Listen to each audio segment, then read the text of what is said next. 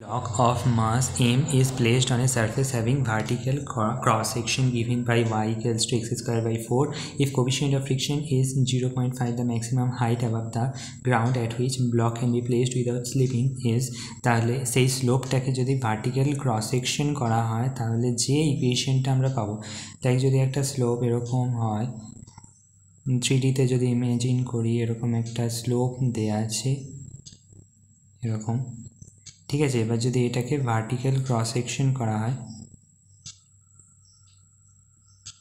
এরকম করে,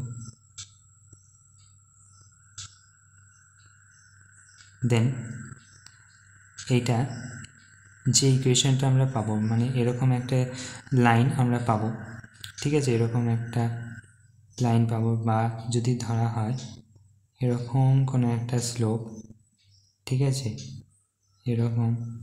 এবার এইটা যদি আমি ভার্টিক্যাল ক্রস সেকশন করি,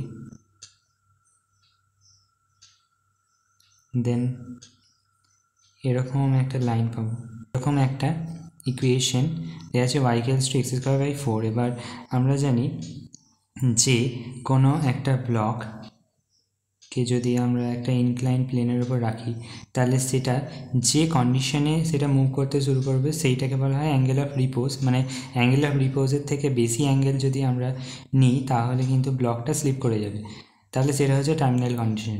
তাহলে অ্যাঙ্গেল অফ রিপোজ